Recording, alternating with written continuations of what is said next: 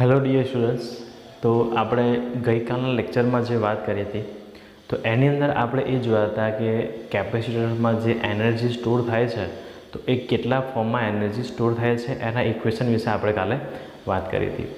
તો આજે આપણે એમાંથી જે આજે તમારો જે બાર સાયન્સનું ચેપ્ટર નંબર 2 છે એનો જે થિયરી પોર્શન છે એ આજે અહીં આગળ ફિનિશ થાય છે.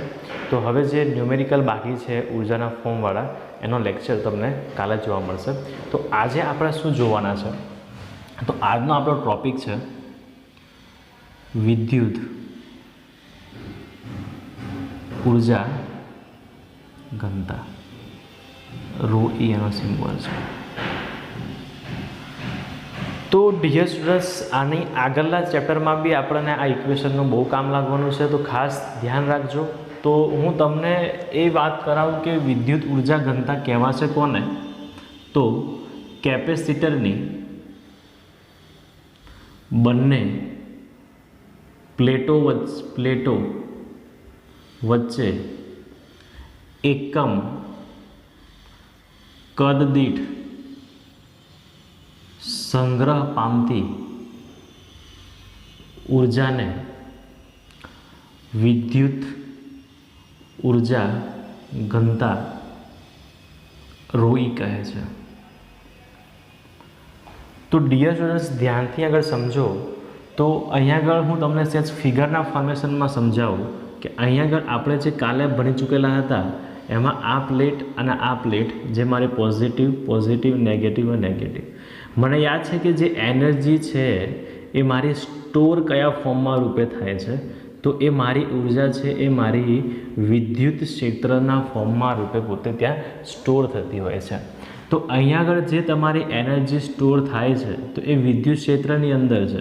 તો તમને પ્રશ્ન શું છે આગળ કે વિદ્યુત ઉર્જા ઘનતા શું છે, તો તમને યાદ છે કે આ બંને પ્લેટ વચ્ચેનું જે ડિસ્ટન્સ છે તમારું કેટલું આવશે, સ્મોલ ડી આવશે. આ તમારી પ્લેટ છે એનું ક્ષેત્રફળ તમારું કેટલું આવશે, તો તમને યાદ છે સર એ તો એ બરાબર છે. તો હવે પ્રશ્ન શું છે કે વિદ્યુત ઉર્જા ઘનતા, ડિયર સ્ટુડન્ટ્સ, ડેફિનેશન શું કહે છે? ડેફિનેશન એવું કહે છે કે એકમ જે પ્લેટ છે તો એ પ્લેટની અંદર એકમ કદ દીઠ સંગ્રહ પામતી ઉર્જાને શું કહેવામાં આવે છે? તમારી વિદ્યુત ઉર્જા ઘનતા. ડિયર સ્ટુડન્ટ્સ, એકદમ સિમ્પલ છે, ધ્યાનથી જોજો. એના માટે તમારે કયા ઇક્વેશન યાદ રાખવાના છે? તો ફર્સ્ટ ઓફ તો તમને યાદ છે કે તમારી પાસે E અને V વચ્ચેનું રિલેશન, તો રિલેશન તમને યાદ છે E ઇઝ ઇક્વલ ટુ Vના છેદમાં D. E is equal to Vના છેદમાં ડી વાળું ઇક્વેશન. તો તમારું એ તો આ ઇક્વેશન તમારે ત્યાં યાદ રાખવાનું છે. બીજું ઇક્વેશન તમારે શું યાદ રાખવાનું છે અહીંયા આગળ કે જ્યારે સમાંતર પ્લેટ કેપેસિટર્સ હોય તો એનું કેપેસિટન્સ કેટલું હોય છે? C is equal to epsilon not એના છેદમાં ડી બરાબર. તો આટલા ઇક્વેશન તમારી પાસે જો યાદ હશે તો તમારા આ માટે થિયરી બહુ સિમ્પલ છે. તમારે દર્પણ થોડી આપેલી છે, એની અંદર તમને થોડું પૃષ્ઠ ઘનતા વિશે થોડી વાત થયેલી છે અને થોડું કોમ્પ્લિકેટેડ થાય છે, તો એના માટે આપણે સિમ્પલ વેથી ચાલશું. તો તમને એક તો સંબંધ યાદ હોવો જોઈએ અને સમાંતર પ્લેટ કેપેસિટરનું ઇક્વેશન તમને યાદ હોવું જોઈએ. તો ડેફિનેશન ડિયર સ્ટુડન્ટ શું કહે છે? ડેફિનેશન એવું કહે છે કે એકમ કદ દીઠ, જ્યારે બી હું તમારા જો મારા સ્ટુડન્ટ્સ તમે છો, મારા વિદ્યાર્થીઓ તમે છો, તો હું તમને પહેલાંથી એક્સપ્લેન કર્યું છે. એકમ શબ્દ આવે તો એ પોતે ક્યાં આવે? નીચે આવી જાય, મતલબ પોતે છેદમાં આવશે સંગ્રહ પામતી ઉર્જા. એને શું કહેવામાં આવે છે? વિદ્યુત ઉર્જા ઘનતા. તો ρ E બરાબર શું આવશે? તો ઉર્જાના છેદમાં તમે કદ લખી શકો. ઓકે ડિયર સ્ટુડન્ટ્સ, તમે લખી શકો કે ભાઈ ρ E ઇઝ ઇક્વલ ટુ ઉર્જાના છેદમાં કદ છે. તો તમારી ઉર્જા, તમારું જે સમાંતર પ્લેટ કેપેસિટર્સમાં તમારી ઉર્જા કેટલી આવી હતી? તો યાદ છે અહીંયા આગળ કે 1/2 Q² બાય 2C. તો તમે લખી શકો Q² 2C. તો આ તમારી પાસે નીચે તમારે શું છે અહીંયા આગળ? કદ ઇઝ ઇક્વલ ટુ વોલ્યુમ. તો વોલ્યુમ બરાબર તમે શું લખશો અહીંયા આગળ? તો તમને યાદ છે કે આ તમારો શું છે? એરિયા. અને આ તમારું શું છે? ડિસ્ટન્સ. તમે લખી શકો એના ઇન્ટુ ડી, મતલબ ક્ષેત્રફળ ગુણ્યા તમારી જે બી લંબાઈ છે તો તમારું શું આવશે? વોલ્યુમ. કેમ? તો લંબાઈ ગુણ્યા પહોળાઈ ગુણ્યા ઊંચાઈ ઇઝ ઇક્વલ ટુ તમારું શું આવે છે વોલ્યુમ. તો લંબાઈ ગુણ્યા પહોળાઈ બરાબર તમારું શું આવશે એરિયા. લંબાઈ ગુણ્યા પહોળાઈ બરાબર એરિયા અને ડી ઇઝ ઇક્વલ ટુ ઊંચાઈ છે. ક્લિયર થાય છે મતલબ કે આ તમારું શું થઈ ગયું આગળ વોલ્યુમ થઈ ગયું. તો આ જગ્યાએ મને યાદ છે તો હું લખી શકું આ જગ્યાએ મેં તો અહીંયા આગળ લખી શકું ક્યુ સ્ક્વેર ના છેદમાં 2CA into D. 2CA into D. તો આ બી તમે ત્યાં લખી શકો છો. તો અહીંયા આગળ આ તમે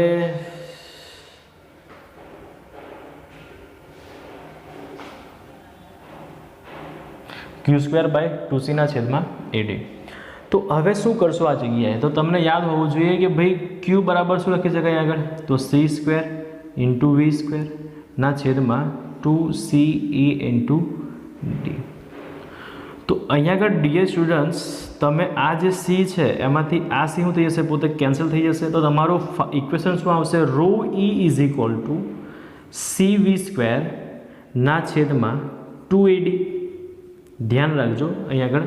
તો હવે આગળ શું આવશે જગ્યાએ તો વીની વેલ્યુ તમારી કેટલી આવશે તો યાદ છે અહીંયા આગળ કે તો આ E ઇઝ ઇક્વલ ટુ વીના છેદમાં ડી છે. તમે શું લખી શકશો આ જગ્યાએ કે ભાઈ V is equal to E into D. Okay dear students યાદ છે ઇલેક્ટ્રિક ફોર્મમાં આપણે જઈએ છીએ કેમ અહીંયા આગળ આ ઇક્વેશન લેવું પડશે કારણ કે તમારી જે ડીલ થાય છે એ કોમાં એની અંદર થાય તમારી વિદ્યુત ક્ષેત્રની અંદર થાય છે. તો તમારું વિદ્યુત સ્થિતિમાન તમારું કેટલું આવશે V is equal to E into D. તમારું rho E is equal to અને C બરાબર તમારું કેટલું આવશે તો તમને યાદ છે એપ્સલન નોટ A ના છેદમાં ડી. V સ્ક્વેર બરાબર તમારું ઇક્વેશન કેટલું આવશે V square is equal two તમે લખશો અહીંયા આગળ E square into D square ના છેદમાં શું છે અહીંયા આગળ 2 ઇન્ટુ A ઇન્ટુ ડી. તો આ ડી કેન્સલ આઉટ છે. આ એરિયા અને આ એરિયા બી કેન્સલ આઉટ છે. તમારું લાસ્ટ ઇક્વેશન શું આવ્યું rho E is equal to 1/2 E square અથવા તો epsilon not into E square. I hope કે ડિયર સ્ટુડન્ટ્સ તમને આ ઇક્વેશન ક્લિયર થયું હશે કે મેં કહેવા શું માગું છું. તો આ જે વિદ્યુત ઉર્જા ઘનતાના ફોર્મમાં જે કેપેસિટરની અંદર એનર્જી સ્ટોર થાય છે વિદ્યુત ઉર્જા ઘનતા સહેજ છો તો જે તમારી પાસે વોલ્યુમ છે તો એકમ કદ દીઠ સંગ્રહ પામતી ઉર્જા જે તમારી જે મેન ઉર્જા છે એની કરતાં તમને ચોક્કસ માહિતી આપે છે. કેમ તો અહીંયા આગળ તમારે એકમ કદ દીઠ તમે એનર્જી ચેક કરેલી છે જેનું ઇક્વેશન તમારે યાદ રાખવાનું છે કે રો E ખાસ ડીયર સ્ટુડન્ટ્સ એ યાદ રાખજો કારણ કે અહીંયા આગળ તમારી પાસે જે કેપેસિટન્સની વાત થાય છે એટલા માટે અહીંયા આગળ રો E લખ્યા છે અને આવો જ કોન્સેપ્ટ તમારો આવશે અહીંયા આગળ એલ બોલો તો ઇન્ડક્ટરની અંદર. તો ઇન્ડક્ટરમાં સંગ્રહ પામતી જે તમારી ઉર્જા આવશે એ તમારી કેટલી આવશે આગળ રો બી. કોન્સેપ્ટ પકડમાં આવે છે બી મતલબ ત્યાં ચુંબકીય ક્ષેત્રના ફોર્મમાં મતલબ કે ત્યાં ચુંબકીય ઉર્જા ઘનતાના ફોર્મમાં તમારે ત્યાં એનર્જી સ્ટોર થતી હોય છે. તો ખાસ ધ્યાન રાખજો કે આ ઇક્વેશન તમને યાદ હોવું જોઈએ rho E is equal to 1/2 epsilon not into E square બરાબર. તો ડીયર સ્ટુડન્ટ્સ આ તમારો આજનો મતલબ ટોપિક હતો જે ફિનિશ થાય છે. તો ખાસ એ યાદ રાખજો કે તમે અહીંયા આગળ જે ડેફિનેશન છે એકમ કદ દીઠ સંગ્રહ પામતી ઉર્જાને શું કહેવામાં આવે છે વિદ્યુત ઉર્જા ઘનતા કહેવામાં આવે છે. તો રો E બરાબર તમે શું લખી શકો કે ભાઈ એકમ છે તો છેદમાં આવશે કદ અને ઉપર શું આવી ઉર્જા. તો આ જગ્યા તમે ક્યુ સ્ક્વેર બાય 2C લખ્યા એની જગ્યાએ જો તમે સીધું જ લખો કે 1/2 CV સ્ક્વેર અને C અને Vની વેલ્યુ મૂકી દો તો બી તમારો આન્સર છે અહીંયા આગળ સોલ્વ થઈ જશે. ઓકે તો હવે જે આપણો ડીયર સ્ટુડન્ટ જે લાસ્ટ ટોપિક છે એના વિશે વાત કરશું.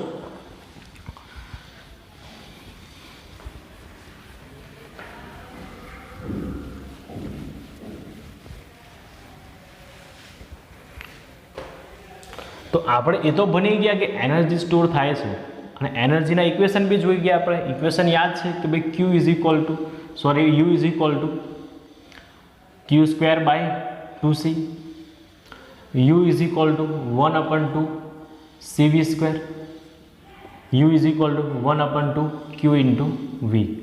તો આ ત્રણે ત્રણ ઇક્વેશન આપણે જોઈ ચૂકેલા છે. તો હવે પ્રશ્ન એ થાય કે આ તો જ્યારે સિમ્પલ એક સિંગલ કેપેસિટર્સ હોય તો આટલી એનર્જી આવે, પરંતુ જો હું કેપેસિટર્સને શ્રેણીમાં જોડું, જો હું એને સમાંતરમાં જોડું તો મારું ઇક્વેશન શું હશે? આ જશે કે બદલાશે? તમારું ઇક્વેશન ત્યાં થોડું ચેન્જ થાય છે, એના વિશે થોડી વાત કરી લઈએ. તો સૌપ્રથમ વાત કરશું, પહેલો ટોપિક લેશું કે જો તમે તમારા કેપેસિટર્સને શ્રેણીમાં લો છો, જોડતા મળતી સ્થિતિ ઉર્જાનું સૂત્ર. તો આ તમે ફિગર થોડી હું તમને યાદ કરાવી દઉં. શ્રેણી જોડાણ છે, તમને યાદ છે કે ભાઈ શ્રેણી જોડાણની અંદર કોઈ પણ જંક્શન, મતલબ કે ત્યાં કોઈ પણ એક અન્ય માર્ગ તમને જોવા મળશે નહીં. તો એવા પ્રકારનું જે જોડાણ છે એને આપણે શું માનીશું અહીં આગળ, કે શ્રેણી જોડાણ છે. આ C1 છે, C2 છે અને આ C3 છે. તો ડિયર સ્ટુડન્ટ્સ, હું તમને વાત કરી હતી કે જો તમારી પાસે શ્રેણી જોડાણ છે તો તમારો Q કેવો આવશે, આ જગ્યાએ સમાન આવશે, અને તમારો V કેવો આવશે, અસમાન આવશે. તો તમને હું વાત કરાવી હતી કે જે એનર્જી સ્ટોર થાય છે કેપેસિટર્સની અંદર, તો એ તમારા 3 ઇક્વેશન છે. તો તમને યાદ છે હું કીધું હતું કે જો તમારી પાસે વિદ્યુત ભાર અચળ હોય તો એ દરમિયાન તમારું કયું ઇક્વેશન લાગુ પડશે, ત્યાં U = Q²/2C. તો ઓબ્વિયસલી કે જે શ્રેણી જોડાણ છે એમાં તમારું આ ઇક્વેશન લાગશે U = Q²/2C. આઈ હોપ કે ક્લિયર છે આ જગ્યાએ. તો અહીંથી તમારે શું આવશે, આ Q તો તમારો અચળ છે, તો એને શું તમે કરશો, Q² છે કોમન છે અને તમારું 2B કોમન છે. આ બધું તમારું શું રહેશે અહીં આગળ, તો એક પહેલું કેપેસિટર 1/C1 છે, બીજા માટે 1/C2 છે અને ત્રીજા માટે 1/C3 છે. એવા તમારા જો n કેપેસિટર હોય તો Cn છે. તો આ ઇક્વેશન જે છે તમારું કોના માટેનું ઇક્વેશન છે, તો તમારે કે જ્યારે તમારું કેપેસિટર છે એ કેપેસિટરનું જો શ્રેણી જોડાણ તમે કરો તો એ દરમિયાન તમારું ઇક્વેશન આવે છે કંઈક આ રીતનું, તમારું ઇક્વેશન આવે છે. ખાસ ધ્યાન રાખજો, આ ઇક્વેશનને શા માટે મેં યુઝ કરું છું, બિકોઝ કે મને યાદ છે કે જો શ્રેણી જોડાણ હોય તો એની અંદર મારો Q છે કેવો હોય છે, સમાન હોય છે. તો એના માટે મારું ઇક્વેશન કેવું લાગશે, તો Q²/2C. ઓકે ડિયર સ્ટુડન્ટ્સ, તો જો કોઈ બી ડાઉટ હોય તો તમે સહેજ મને પૂછી શકો છો. હવે બીજી વસ્તુ એ જોવાની છે આ જગ્યાએ કે જો મારી પાસે શ્રેણી તો પતી ગઈ અને સપોઝ મારી પાસે માન લો સમાંતર જોડાણ છે, સમાંતર જોડાણ, સમાંતરમાં જોડતા મળતી સ્થિતિ ઉર્જા એ કેટલી આવશે, તો સહેજ ફિગર બી તમને હું એક્સપ્લેન કરી લઉં. યાદ છે કે જો સમાંતર જોડાણ હોય તો એની અંદર તમારો જે વિદ્યુત ભાર છે કેવો હોય છે, ડિફરન્સ હોય છે. પરંતુ કેમ ડિફરન્સ હોય છે, કારણ કે અહીંયા આગળ શું હોય છે, જંક્શન હોય છે. અને જંક્શન હોવાને કારણે તમારો જે વિદ્યુત ભાર છે કેવું થઈ જાય છે, વહેંચાઈ જાય છે, ડિવાઈડ થઈ જાય છે, વિભાજન થઈ જાય છે. તો મને યાદ છે, હું બધા ડિટેલમાં નહીં જાઉં, તમને મેં ભણી ચૂકેલો છું. તો Q એ કેવો આવશે, અસમાન આવશે, પરંતુ V કેવો આવશે, અહીંયા આગળ સમાન આવશે. તો હું તમને ગઈકાલના લેક્ચરમાં જ વાત કરી હતી કે જો અસમાન વસ્તુ હોય એને લેવડ દેવડ છે નહીં, પરંતુ જે વસ્તુ અચળ છે, જે વસ્તુ સમાન છે એના માટે કેપેસિટર તો તમારું શું આવશે અહીં આગળ, અહીં તો તમારો જો Q અચળ હોય તો તમે આ ઇક્વેશન લગાડી શકો. તો આમાં તમારું શું આવશે, C અને V. તો અહીંયા આગળ તમારો જે V છે કેવો છે, અચળ હોવાથી તમારું ઉર્જા તમારી કેટલી આવશે, તમારી ઉર્જા અહીંયા આગળ આવશે U = 1/2CV² ના ફોર્મની અંદર. ક્લિયર થાય છે. તો આ જગ્યાએ તમે શું કરશો, આ જગ્યાએ કે ભાઈ V તો મારો અચળ છે તો એ તમે લખશો V²/2 કોમન કૌંસમાં C1 + C2 + C3 up to and તમે જેટલા હોય એટલા Cn સુધી. તો આ ઇક્વેશન તમારું કયું ઇક્વેશન છે, તમારું કે જ્યારે તમે કેપેસિટરને સમાંતરમાં જોડાણ કરેલું હોય. તો ડિયર સ્ટુડન્ટ્સ, અહીંયા આગળ તમારી પાસે એ ટોપિક ક્લિયર થયો કે અહીંયા તમે જોઈ શકો કે આટલો જે પોર્શન છે તો હું જ્યારે શ્રેણી જોડાણમાં ભણતો તો એનું કેપેસિટન્સ મને કેટલું મળતું, તો sir 1/C = 1/C1 + 1/C2 + 1/C3 + up to and Cn સુધીનું. તો એ જ ઇક્વેશન અહીંયા લાગેલું છે. શોર્ટકટની વાત કરું છું. અને એની સાથે જો સમાંતર જોડાણ હોય તો સમાંતર જોડાણની અંદર તમારું જે કેપેસિટન્સ હતું એ કેટલું હતું, તમને યાદ છે, dp યાદ રાખવાનું છે, ડાયરેક્ટ પ્લસ યાદ રાખવાનું છે. તો જોઈ શકો અહીંયા આગળ કે C1 + C2 + C3. તો તમને આવા ઘણા બધા દાખલા પૂછી શકે કે તમને 3, 4, 5, 2, 3 કેપેસિટર આપી દે અને તમને પૂછે કે ભાઈ એનું શ્રેણી જોડાણ કરવામાં આવેલ છે તો એની ઉર્જા કેટલી સ્ટોર થશે, અથવા તો એનું સમાંતર જોડાણ કરવામાં આવેલ છે તો એની ઉર્જા કેટલી હશે એવા તમને અલગ અલગ પ્રશ્ન ત્યાં પૂછી શકતા હોય છે. તો ડિયર સ્ટુડન્ટ્સ, અહીંયા આગળ તમારો જે ચેપ્ટર નંબર 2 છે સ્થિત વિદ્યુત સ્થિતિમાન અને કેપેસિટન્સ, એનો જે થિયરી પોર્શન છે અહીંયા આગળ ફિનિશ થાય છે.